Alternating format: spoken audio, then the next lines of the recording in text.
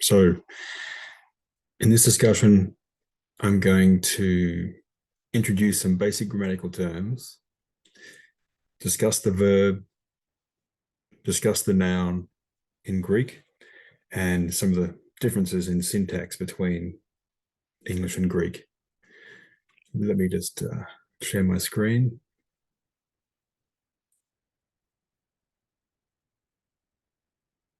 Okay. So, first of all, the basic unit of thought or speech, discursive thought, because there's not just discursive thought, there's intuition and so on, but the basic unit of the internal dialogue or external dialogue that we have with other people is the sentence.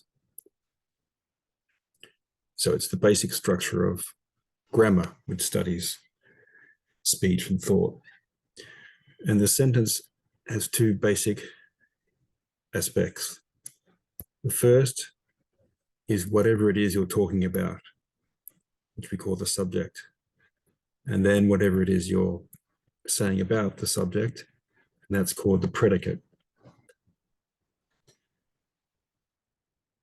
Now, the subject will often be denoted by a noun being a person, place, or thing, or even nothing. Nothing can be a noun. A person, place, or thing in the broader sense of the word thing. And the predicate requires, even if it's only implicit, a verb, because the verb describes the action that the thing, person, or place described by the noun, the action or undertaken by that thing, or the action it undergoes, or the state it's in. So verb denotes an action, something experienced, or a state. Okay. Now, if I start with a fairly simple sentence, I can give you an example. Let's say, Kate ran a marathon. So the subject here, it's a proper noun, but it's a noun referring to a person. And in English, we put the subject first. Then we have the verb, which describes the activity undertaken or undergone by the subject, in this case, the activity undertaken. And so that's the verb. Kate's a noun. And then we have an object of the verb. If a verb has an object, it means that the action passes over from the subject to something else. In this case, the marathon, which is the object of the verb. So we'll call that the object, and it will also be usually a noun. And our predicate is the verb and the object.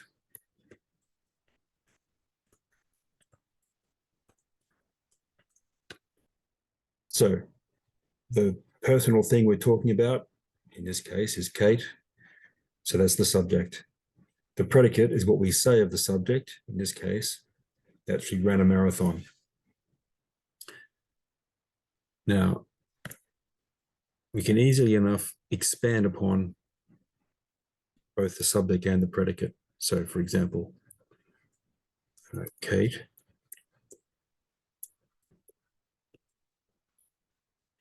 an accomplished athlete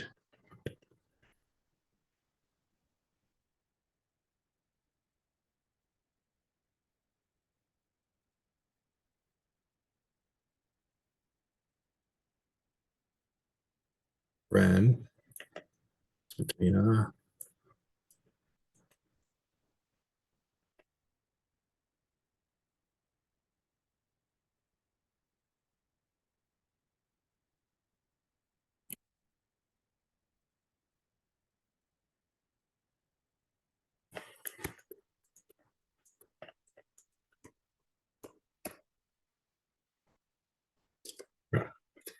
So the subject is Kate, and that subject is now qualified by this extra phrase, an accomplished athlete, which is just placed next to the word Kate. It's not connected to it by a verb. And it's part of the subject. It qualifies the subject. So that's still the whole subject. Ran a particularly good marathon at Boston. So we still have the verb. We still have the object of the verb. But the action is qualified by this phrase. So at is a preposition. Prepositions introduce nouns or noun phrases into sentences. In this case, the noun Boston. And that qualifies the action by telling us where it took place. And a particularly good,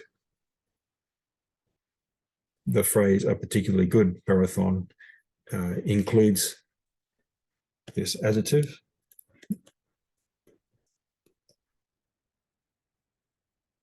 This adverb, which qualify the noun marathon. Okay, so, but all of this from ran to Boston, that's now the predicate.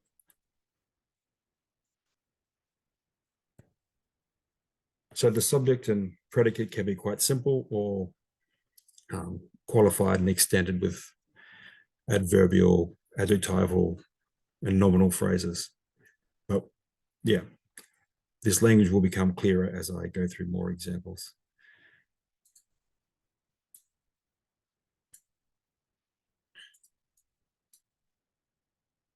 So the study of the language, or grammar, study of language has three parts. One, phonology. That is the account of sounds. So you need to know the sounds of the basic elements of the language. So consonants, vowels, diphthongs, etc. Second, morphology. That is the forms that words take. For example, in English, you say, I take this, and you say, she takes this. There's a different spelling to indicate the person. I is the first person, the third person is, she is the third person, and that takes a different spelling. So morphology is the account of the forms that words can take to indicate their role in the sentence.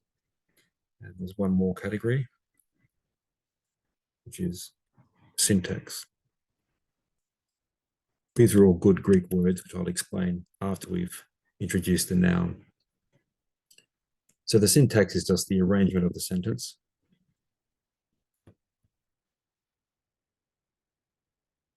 The arrangement of different kinds of words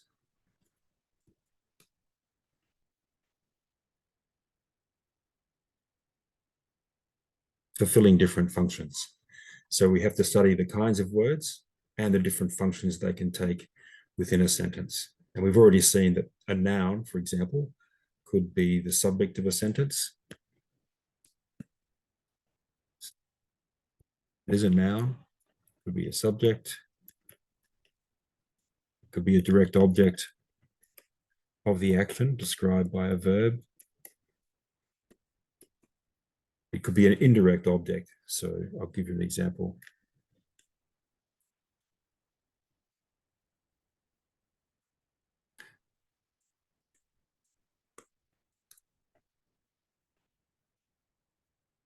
So take the sentence, she gave him a book.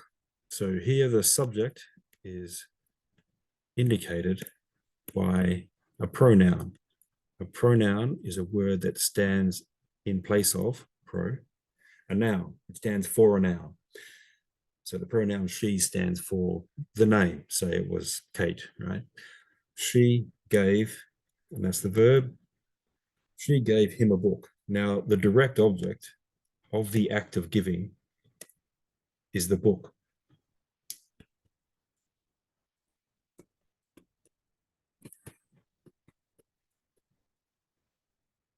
Also a noun. Now, she gave a book to him. She gave him a book. That makes him, whoever that is, the indirect object. So because this person is not directly the object of the verb, they're not the thing given, but the thing given is given to them, so they are indirectly affected, so that's the indirect object. So a noun could be the subject, a direct object, or an indirect object.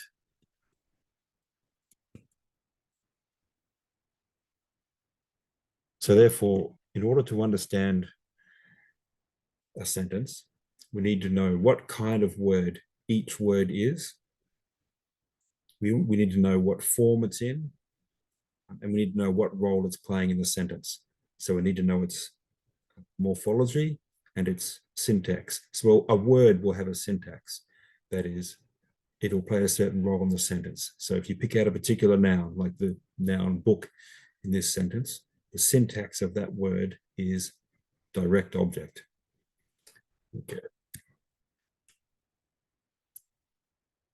So therefore, our next step is to discuss the various kinds of words.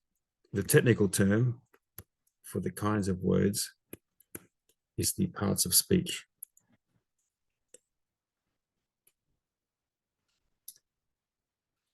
So I'm going to call the first part of speech the noun, which denotes a person, place, or thing. Anything that can be pointed out and recognized in speech can be a noun.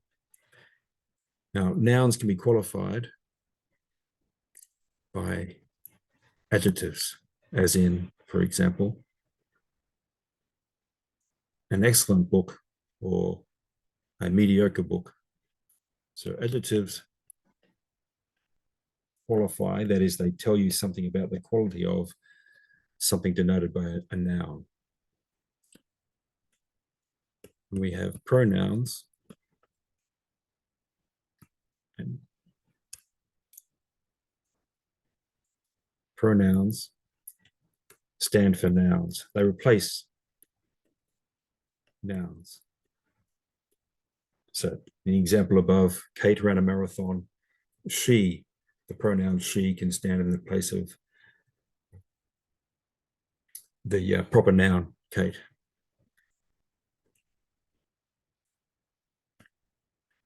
So then the most important word, the word verb, derives from the Latin word for word, because it's the word in the sentence. It's the most important word for understanding the import of a sentence. And it denotes an action or a state.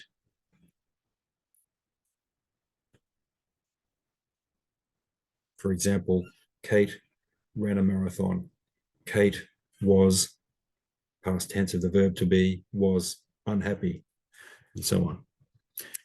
5. Adverbs. Adverbs qualify verbs.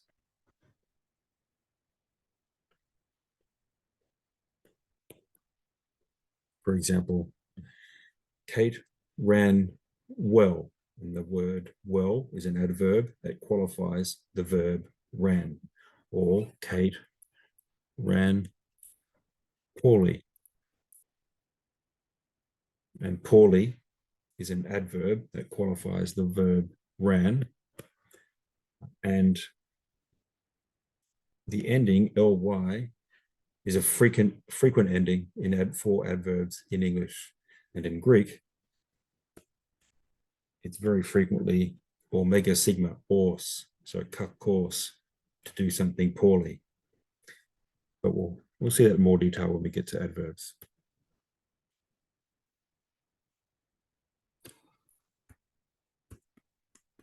So next is prepositions.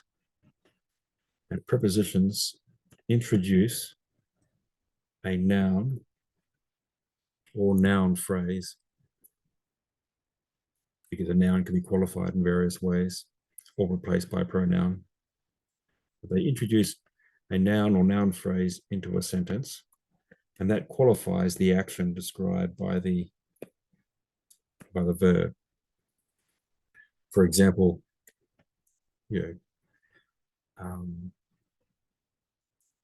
she was at home. So at is a preposition, and it introduces the noun home into the sentence, and then we now have a prepositional phrase, at home, which qualifies the sense of, well, it completes the sense of the verb was. And various common prepositions are in, let's get this pen back, in, upon, after, and so on.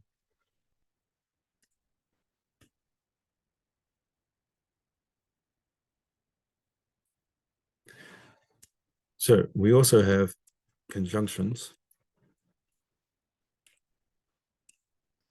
which connect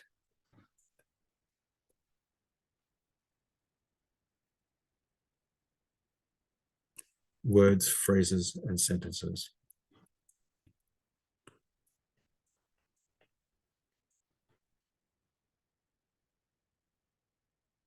And clauses within sentences.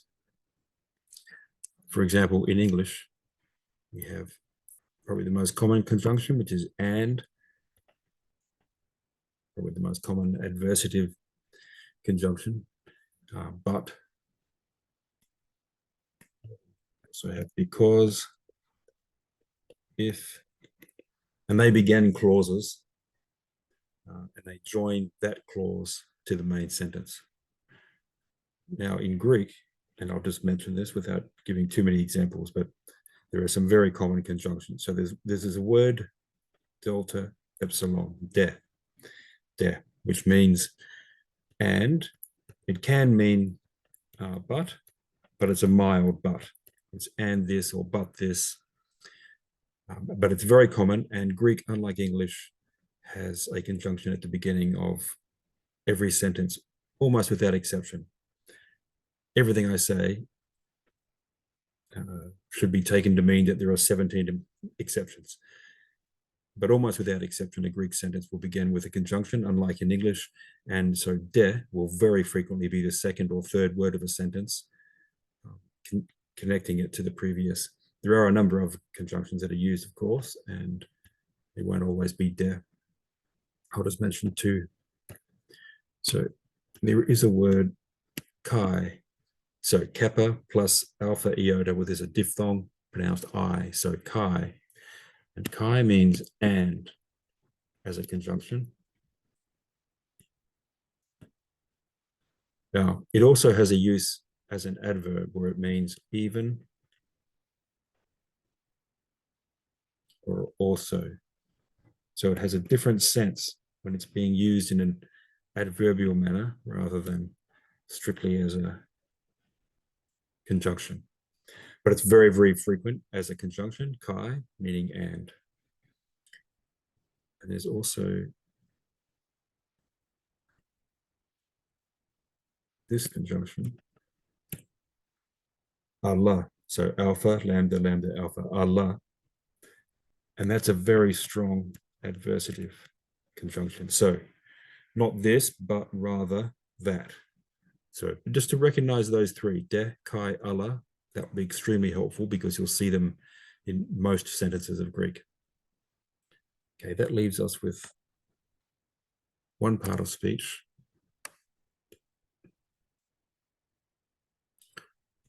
Now, there is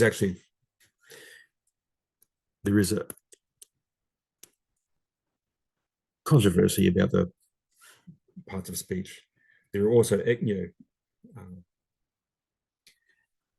exclamatory words, which we're not covering. And I don't know if I've mentioned, but in a grammar book I read recently, the first chapter was called The 8 Parts of Speech, or 12 of them, because it's not uncontroversial about how many kinds of words there are and how they're used.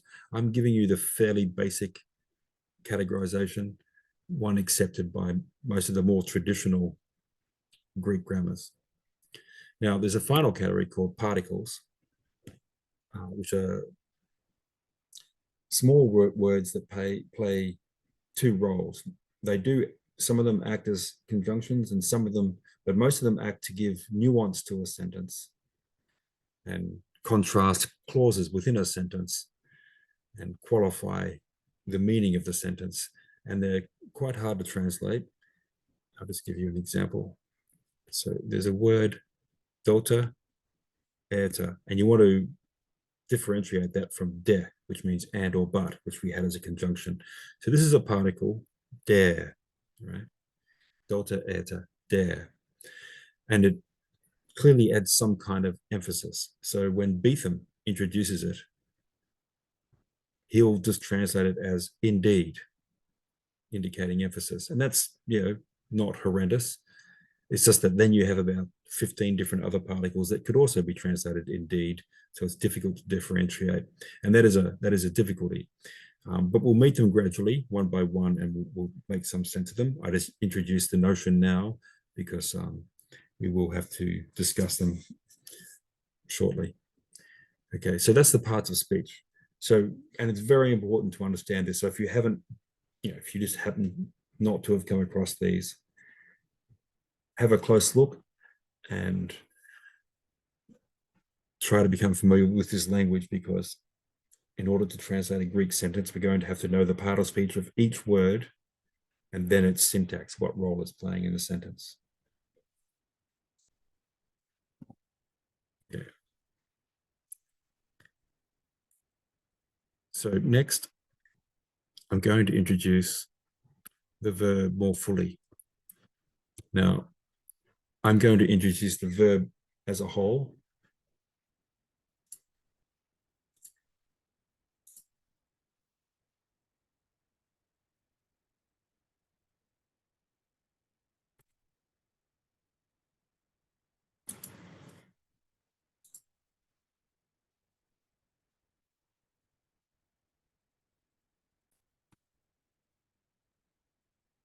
For some reason, my screen decided to take over. Probably the CIA. Okay, so I think we're back. So I'm going to introduce the verb as a whole, which is most of what I say is not necessary to understand for where we are in Beetham's text in section 2.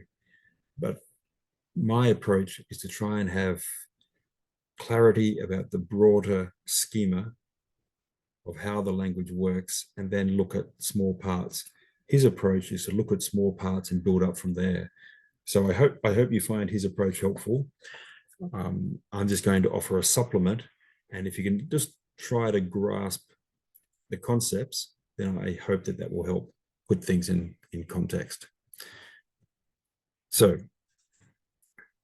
the verb changes its form and therefore changes what it means according to 5 different categories, which I'm going to introduce. The first is voice. Now, the voice of the verb refers to the relation between the verb's subject, the person who is undertaking an action or having something done to them, and the action. So it's the relation between the subject and the action. If you have an active voice, the subject is doing the action or undertaking the action.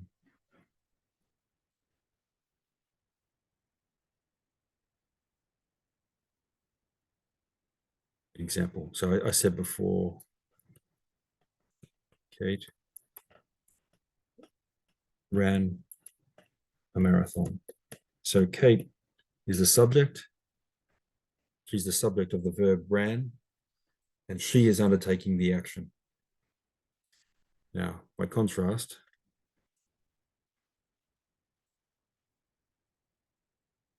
if I say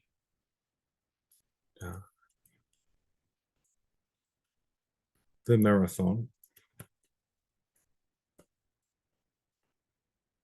was run by Kate,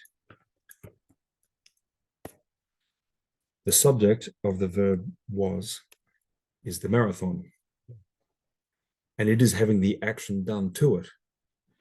So it is not undertaking the action, and this is called the passive voice. Now, I find the passive very easy to remember if you associate it with politics. So you never say,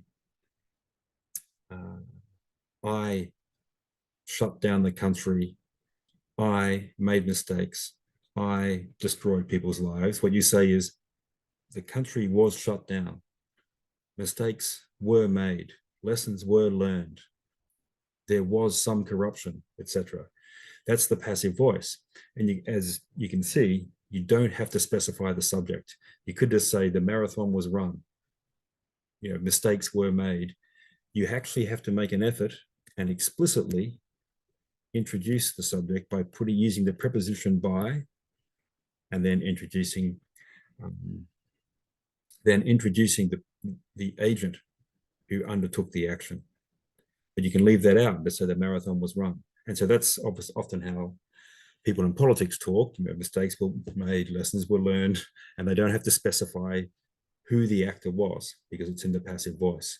Once you notice this, it's hard to avoid noticing how commonly used it is. So that's the active and passive voice. Now, Greek has a middle voice, unlike English. So we only have the active and the passive.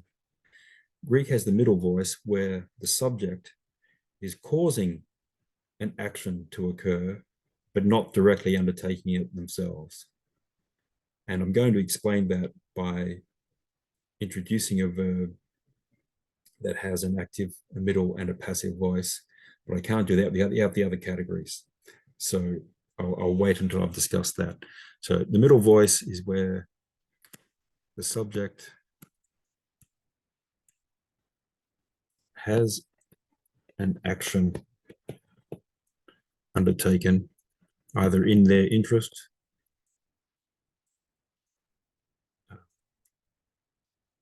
or to themselves, to or for themselves.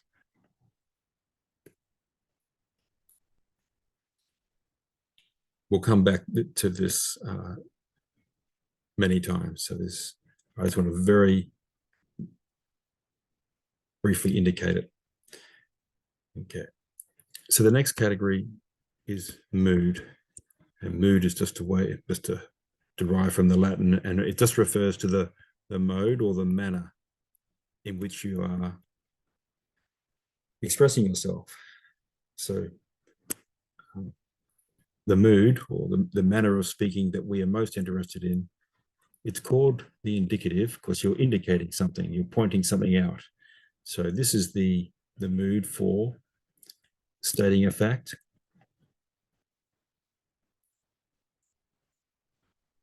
or asking a question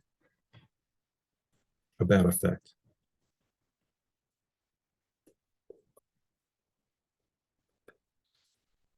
Now, as we'll see, Greek has a little particle that indicates that the following sentence is a question. So this is alpha. It's got the smooth breathing, so there's no H sound, and a circumflex, rho alpha. So ara, ara. And it just means what follows here is a question. And in Greek, you'll remember a question is indicated by not a question mark in our printing, but a semicolon.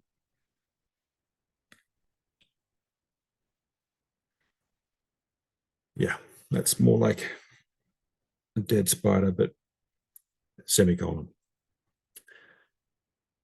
Now, there are other moods, and I'll just briefly indicate what they are and suggest roughly what sense they have, but we're not looking at them for a long time in this book. It's just to show you that they're there. So there's one called the optative, another called the subjunctive,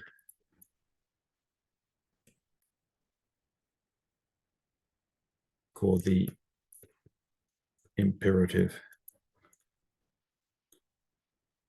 Now, these two we don't have to worry about for some time, and they refer to things that are potential, either wished for or things demanded, and so on. So they implicitly refer, well, they don't always refer to the future, but they don't refer to a fact. They refer to an object of wish or an object of will. Now, the imperative is just an order. And we have this in English too. So, for example, if I say go or come, that's an imperative. Leave, don't leave, etc. Yeah. And so there are different word forms in Greek for the indicative, which is the mood for discussing facts or asking about them. The different forms for the indicative and for the optative, subjunctive, and imperative. Okay.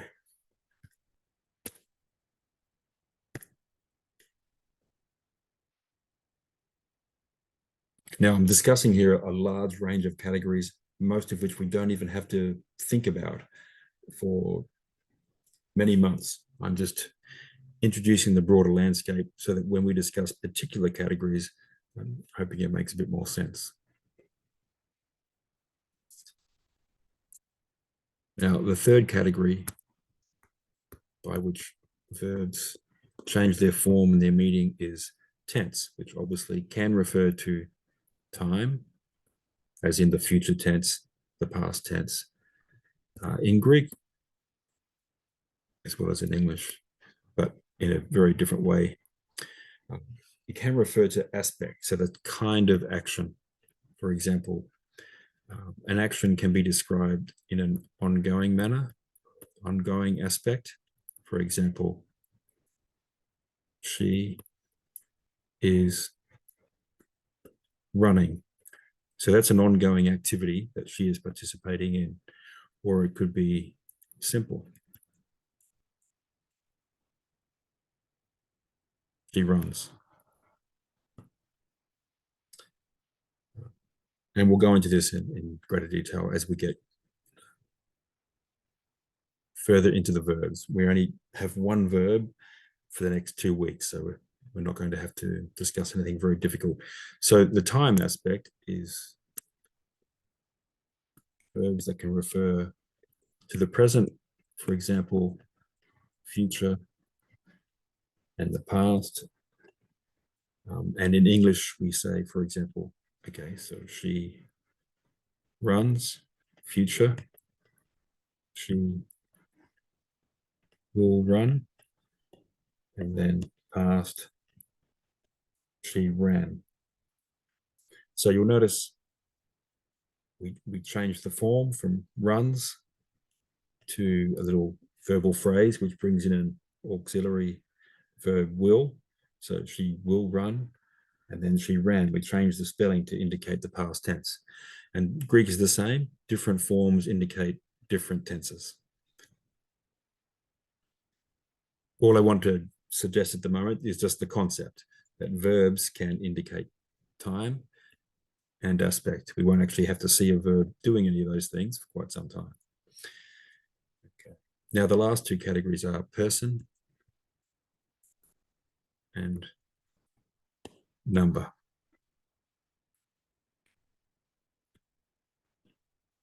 Now, person refers to the relation between the speaker of a sentence and the subject of the verb.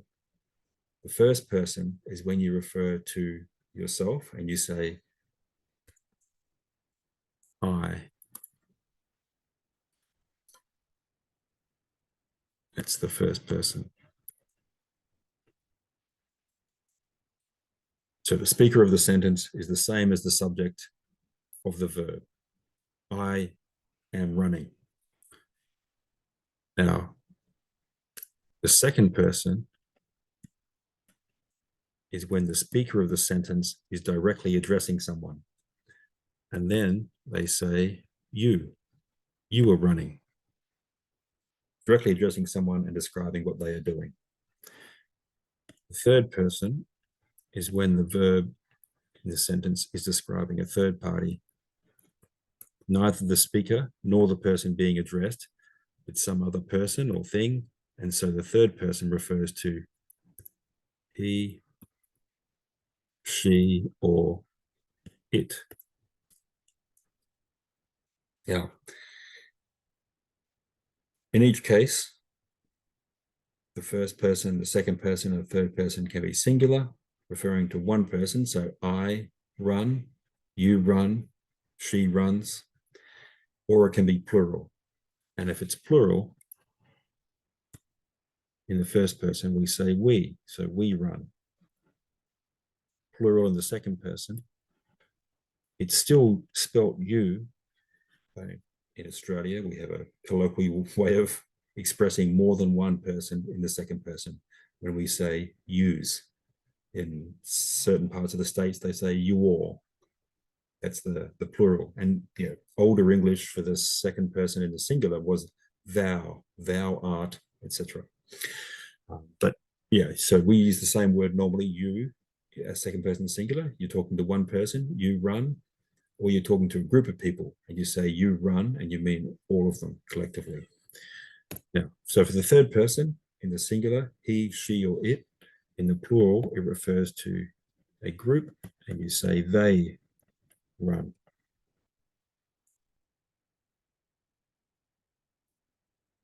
Okay, so that's person and number. So number can either be singular, as it is here, or it can be plural, meaning more than one, as it is on this side.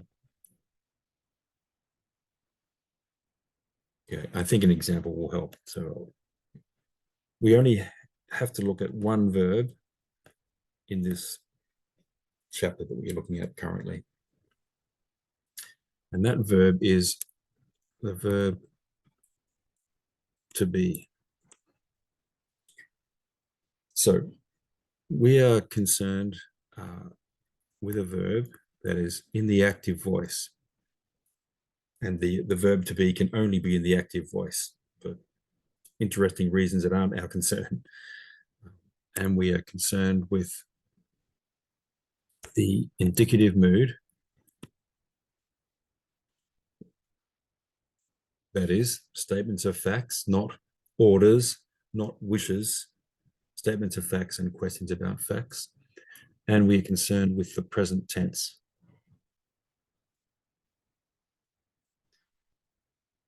Now, given that, we have forms for the verb in the singular, in the first person,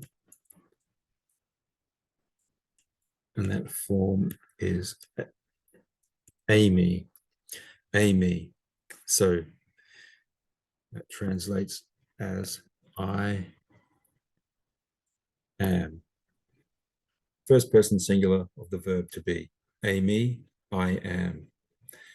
Now that word Amy means both of those things. I am.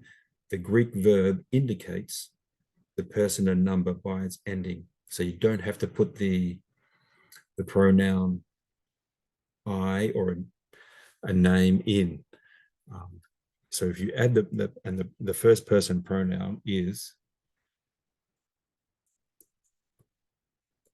ego, which is obviously closely related to its transliteration, ego. So ego means I. That's the first person pronoun, I. So you don't have to put ego Amy because Amy already indicates I am. Now, usually indicates I am such and such, and we'll get to examples of how that works shortly. But at the moment, we'll continue with the verb. So still in the singular, we have the second person, which refers to the person you're directly addressing. And that's the diphthong epsilon iota again, but this time with a smooth, again with a smooth breathing, but this time with a circumflex. A, and that means you are.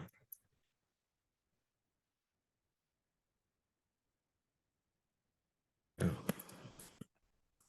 The third person, again in the singular, is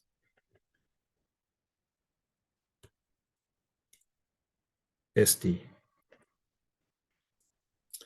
Again, smooth breathing, so no H sound. Esti. There's a nu in brackets at the end of it because if there's going to be a full stop or there's going to be another vowel or a diphthong following, that nu will appear. So it's called a movable nu because it's sometimes there and it's sometimes not. It's not massively important to recognize those circumstances at the moment. We're just trying to read it, but it is part of the spelling and it will appear.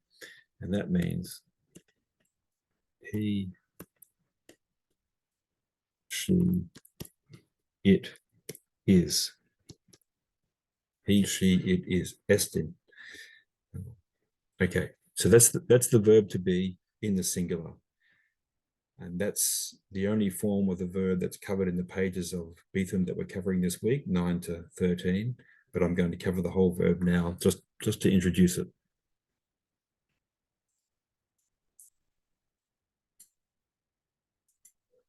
Okay, so the plural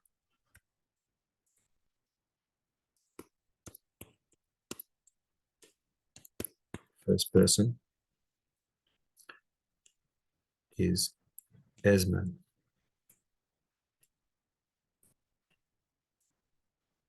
which means we are. So first person, subject to the verb is the same as the speaker of the sentence, but in the plural is we, not I, which is the singular. So Esmond, we are. Second person, it's Esther, which means you, but use the plural are. You are Esther. You are. And the third person is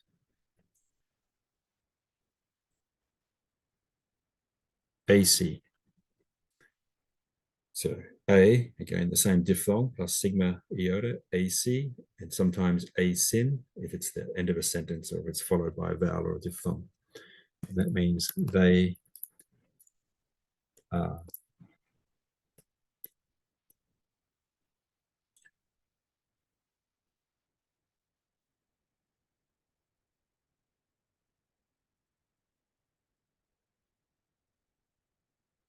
Okay. So that's a very basic introduction to the full categories by which the verb is understood and an introduction to the forms for the verb to be in the singular and the plural. And now I'm going to move to the noun.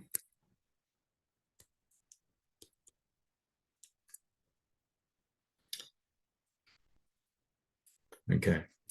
So nouns in ancient Greek have gender.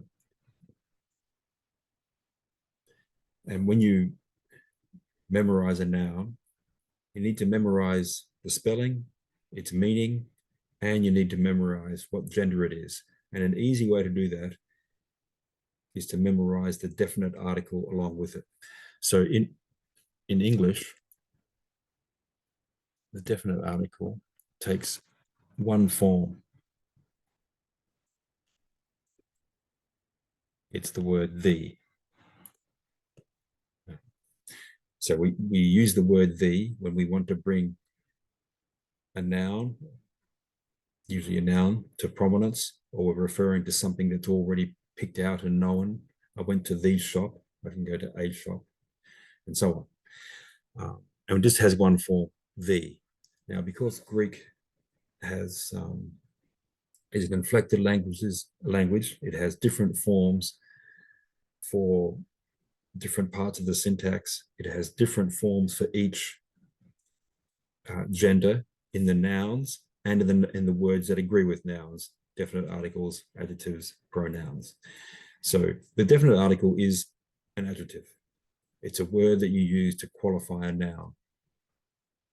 So in Greek, the article has three different spellings to indicate three different genders. And so we have the feminine, which is an aorta with a rough breathing. Hair, as if you're describing hair. That's feminine.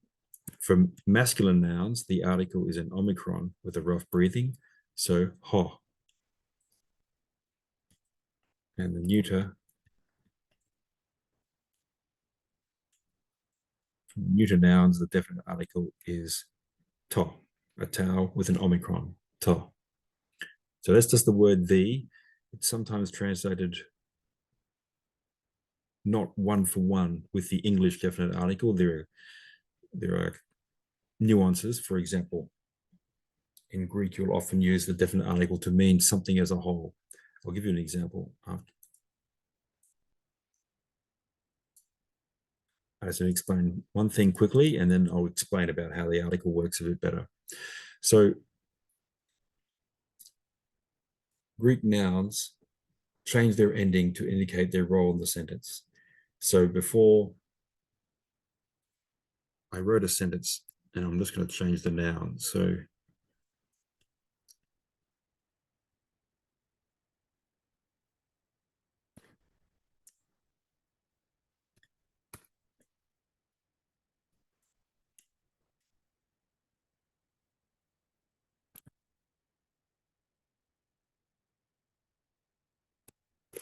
if I said a woman ran the marathon. Now in English, we have the subject here first. Then we have the verb. Then we have the object. Now in Greek, the ending of each of these words changes to indicate what is the subject, what is the object, and what the verb is doing. So therefore, it won't have the same word order as English. So you could have the words in directly the opposite order, but the endings would indicate their role in the sentence. And so the nouns have different spelling to indicate their role in the sentence. And just by contrast, I'll give you an example. So there's a very important word for understanding Greek and Greek philosophy, which is logos. Now, in this spelling, okay, just briefly about the word, like there's another word, mythos, from which we get myth. Logos and mythos both fundamentally meant word or speech.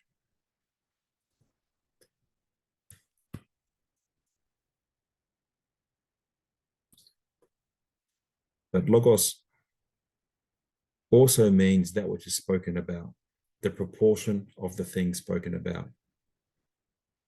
And eventually, sometimes it gets translated as reason.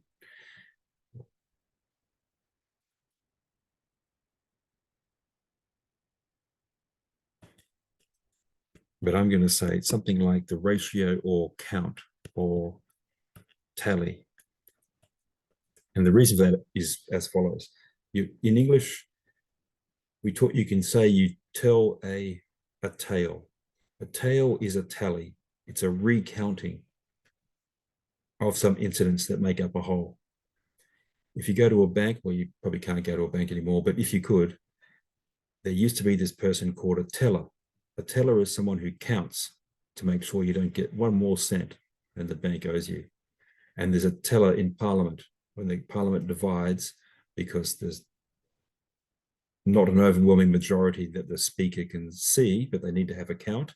There's a teller who counts up the amount of people voting for each bit of legislation that will probably make absolutely no improvement in anyone's lives.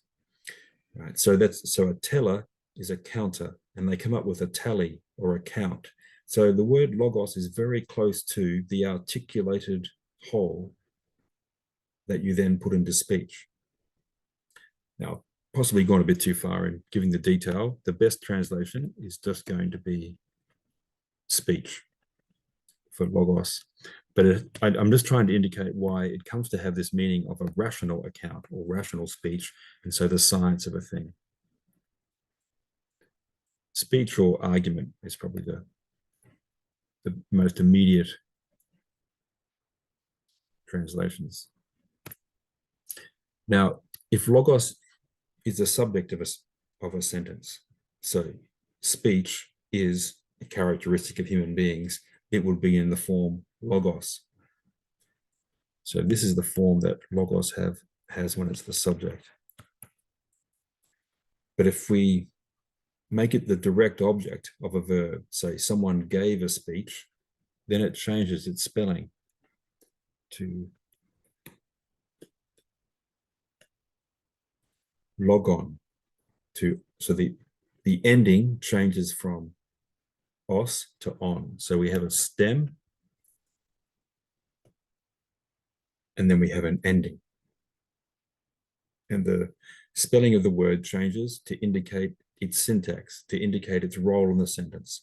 So the role of logos in a sentence, it's the subject. The role of logon in a sentence, it's the object. And it could be in, therefore, word order doesn't have any indication of syntax. That's purely given by the endings of the words. Now, there are some units that go together. For example, a preposition in a house, you'll generally have the word en for in and oikia for house together. So the prepositional phrase is together. And there are many other examples like that. But in general, word order doesn't play the same role it does in English, and you have to cling phonetically to the syntax of the words to understand the role they're playing, and therefore to understand the meaning of the sentence as a whole.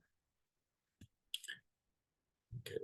Now, I introduced all that because the way in which nouns change their endings falls into three major patterns. And if you take a noun and you go through its various endings, that's called declining it, as if you start from a normative ending, and then you decline into the other endings. And so for that reason, though, the various patterns are called declensions. And there are three major patterns of noun forms. And they have fairly typical endings. And that's, so you learn the declension, and then you can understand how to decline a large number of nouns. Now, we don't actually have to do anything that sophisticated at the moment. I'm just introducing the notion because there are these three major ways in which nouns change their form, and three major noun forms, and I'll show you some similarities now. So the first one consists of nouns that usually end in an alpha or they end in an eta. And I'll give you an example. So there's a noun, Sophia, ends in an alpha, translates as wisdom. Sophia, wisdom. And it's a feminine noun, so its definite article is hair. So hair Sophia, you actually sometimes see hair Sophia. We don't say the wisdom, but in Greek, the article can sometimes mean this object as a whole. So hair Sophia means wisdom in general. Okay.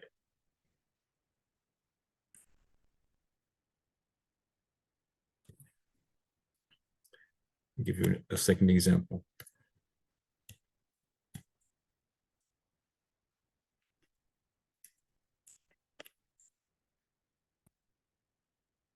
So, arrete, arrete. This is a noun that translates as excellence And the older word for excellence, which you'll see in many places, is virtue. The specific virtue of a thing is the specific excellence of a thing. But now the meaning has sort of lost its original sense.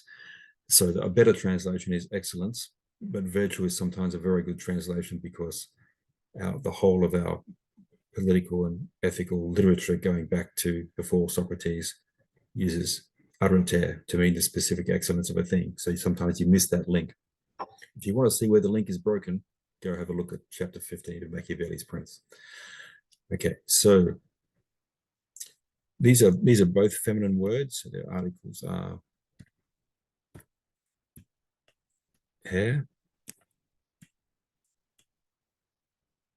There are also some masculine words in this first declension. So the first declension is mostly feminine and also some masculine words.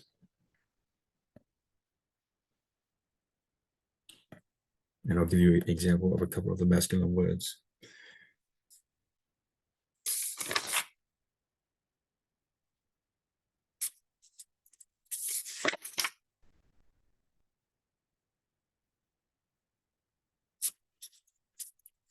I'll find something that might be conceivably useful for this text.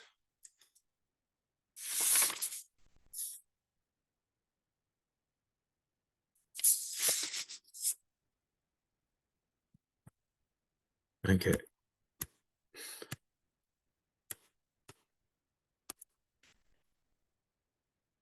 So the noun by itself, neanias,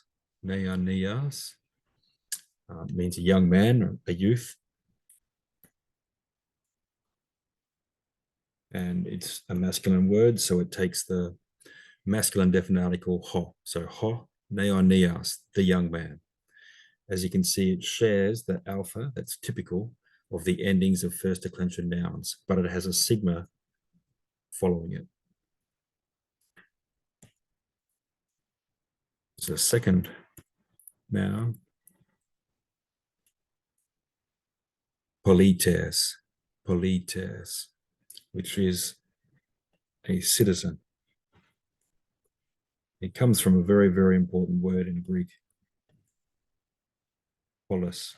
And we get all of our words, political, police, policy, comes from this word. So the polis is the city, the political community.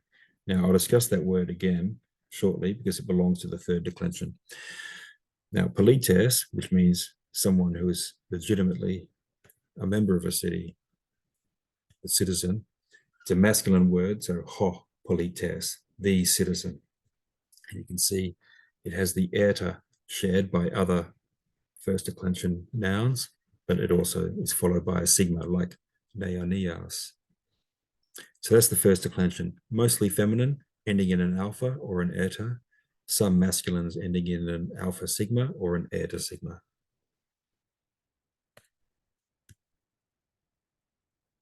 So that's the first declension. Second declension is mostly masculine or neuter words, but there are also some feminine, and these feminine words have the same form as the masculine. The only difference is they take the feminine definite article. So I'll give you an example.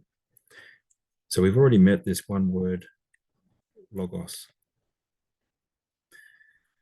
speech or argument, and it's masculine, so ho, logos. And this ending, an omicron, in this case followed by a sigma, the omicron is typical of the ending of second declension nouns. And I'll give you an example of a feminine. So feminine definite article, this word is hodos. So we have an omicron with a rough breathing, which means we pronounce it as if it has a H. Hodos. Hair hodos.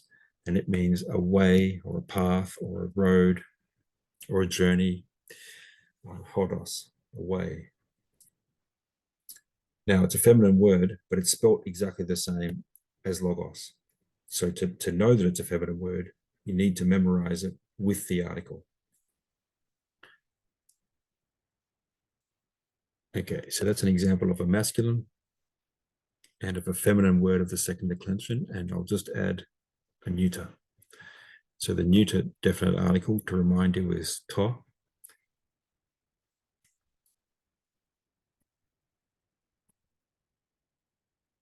And an example of a neuter word is ergon, ergon. Again, it's got the omicron, typical of the endings for the second declension nouns, but it's followed by a nu. So the neuter words in the second declension tend to have that ending on. Ergon, which means a work or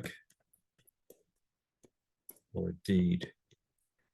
And ergon, a work or a deed, is in contrast frequently with logos, speech or argument. So that might be true in speech, but not true in deed, and so forth. Almost like theory and practice, speech and deed.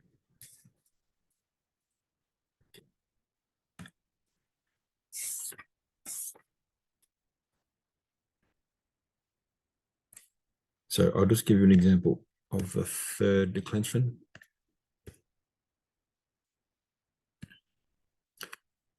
Now, the third declension, they're much less predictable in their normal forms, the nouns. They can be masculine, feminine, or neuter.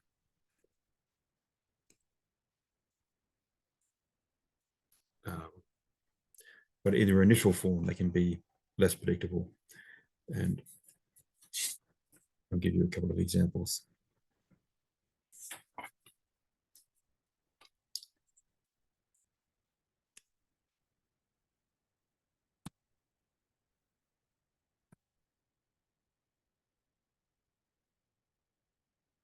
So this is a masculine noun, as you can tell by the definite article, Platon, Platon. And that's obviously Plato, Platon, which means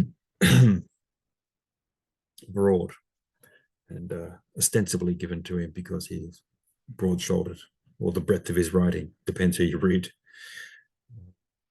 Now, Plato wrote a dialogue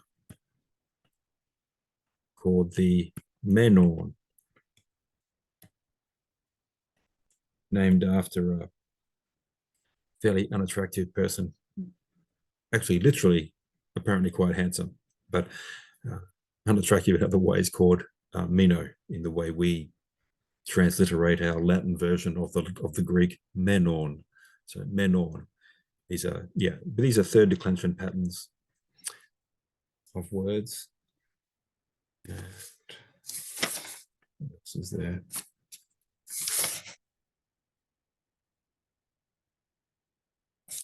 Yeah. So I'll provide a few more examples of third declension words. So the word for child can obviously be male or female. So, and it's pice. Hot pice, the child that's a boy. Hair pice, the child that's a girl. So it's just pice by itself, and it's a child. You may not know gender. And I mentioned before, there's a feminine noun which belongs to this third declension, third pattern of endings, polis, which translates as city or the political community.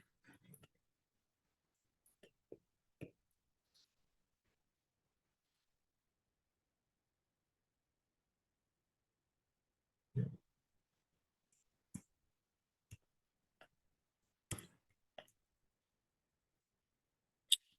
This word is feminine. Hair is a definite article, and it's pronounced acorn, acorn, and it means a likeness or an image And you can see that we get icon from it, acorn, an image.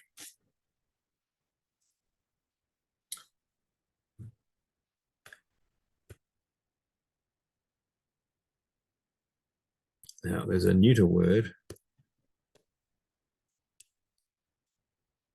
to, ethos, and we obviously get ethos, and it means a custom or a practice. When a custom or a practice has become imbued into you and it's become second nature, then you have an ethos, a character of a certain kind. But the ethos is the custom, closely linked to ethnos, because an ethnos is a group of people who share a culture or a custom. There's another neuter, third declension word, to, pseusma. So the first word is, first letter is C. You pronounce the P and the S sound in it. So pseusma. And that's a lie. And we have, for example, pseudonym, which is a false name, a lying name. Pseusma is a lie.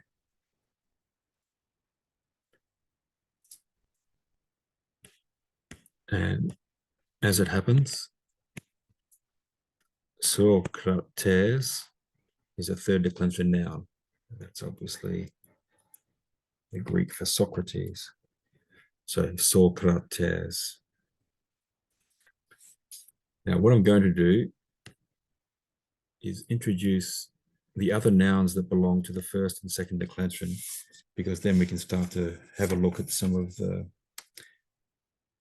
examples in the text, and hopefully they'll be intelligible. So Beetham gives us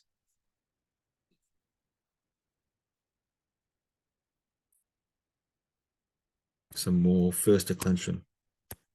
So first declension examples.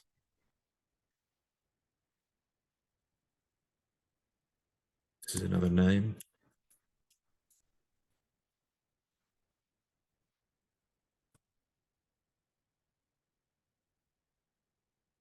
And this perictionaire and perictione. Perictionaire. And then in English, perictione, and that's Plato's mother.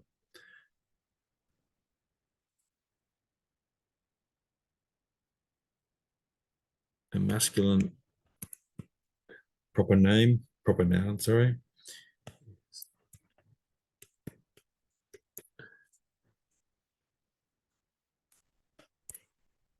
Aristoteles. Aristoteles. So that's Plato's most impressive pupil, Aristotle. And that's another first declension noun.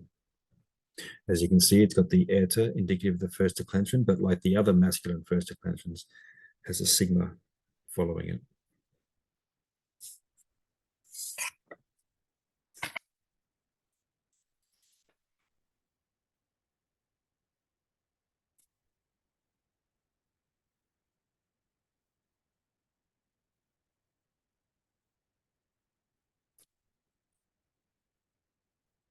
A feminine word, melita, which is a B. I think we get words like mellifluous from it. Yeah.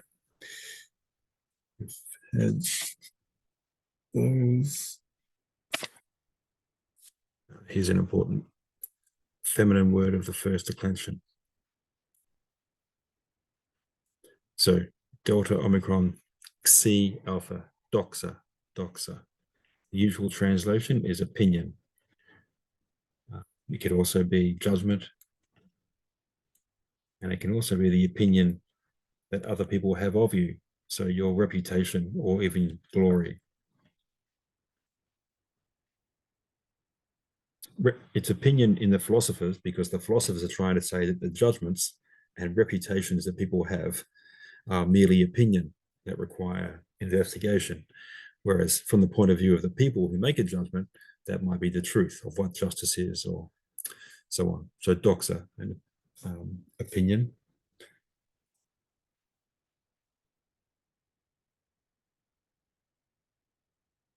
Now he's put together a couple of words that belong to different declensions, and I'm going to keep that pattern to make this easier. So I'll just write them up together. So we have ho,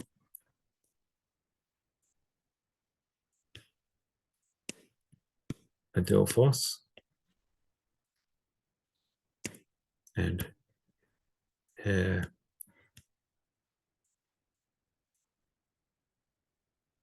adelphe.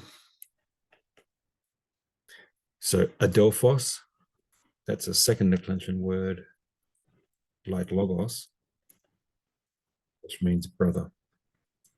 Os ending, so masculine ends in os and is a noun. It belongs to the second declension, the second pattern of endings. This word is feminine, ends in eta, belongs to the first declension, and it means sister. Adelphe, sister. So that's just to make that clear. So first declension, sorry, my mistake, second declension, and first declension. Like logos, adelphos, and adelphe, like arete, first declension.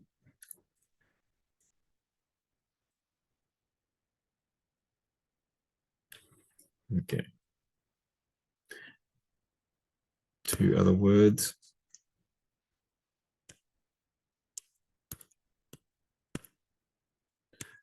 Tyros, so masculine ends in os. It belongs to that second pattern of endings like logos, and it means a comrade or a companion, male companion. Often it means a comrade in war or a comrade in politics or a political conspirator sometimes.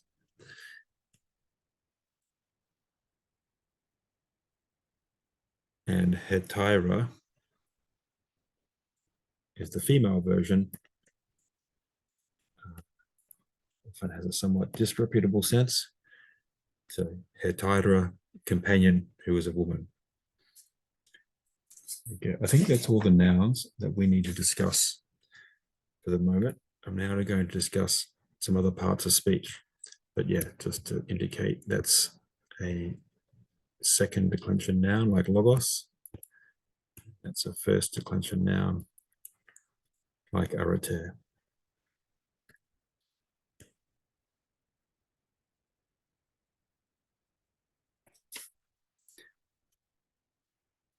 Okay, so an adverb, really important adverb, the one that means no or not, and that you use with the verb to indicate that you're negating the action. You know, she is not X, or they are not running, and so on.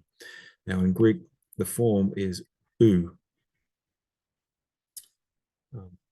It has some different spellings. So it's ook if it's followed by a vowel or a diphthong, and it's ook if it's followed by a vowel or a diphthong that is aspirated.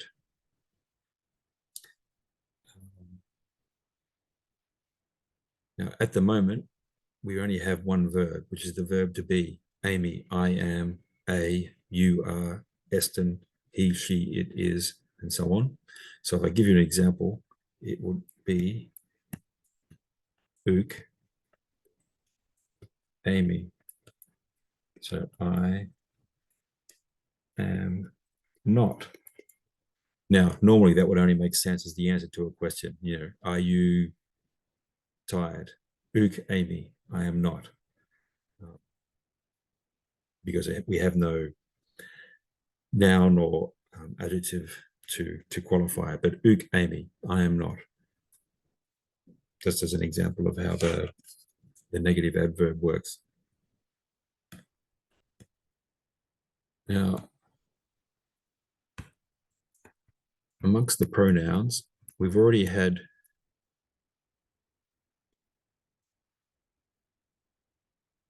ego, which means I. Su means you in the singular, one person. You're directly addressing one person. There's a pronoun that allows you to ask a question. Tis, which means who. So this tis has that acute accent, and that indicates this is the interrogative pronoun. Who, such and such, or who did this, who is that, etc. If it's just T, it means what.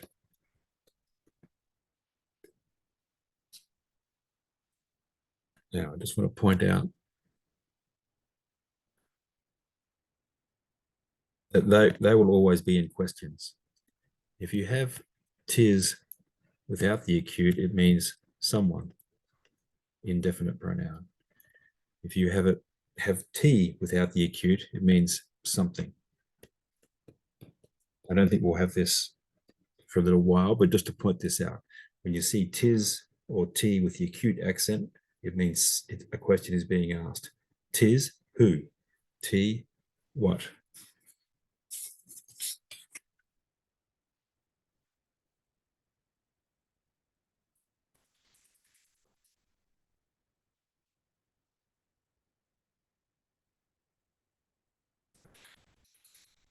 So if my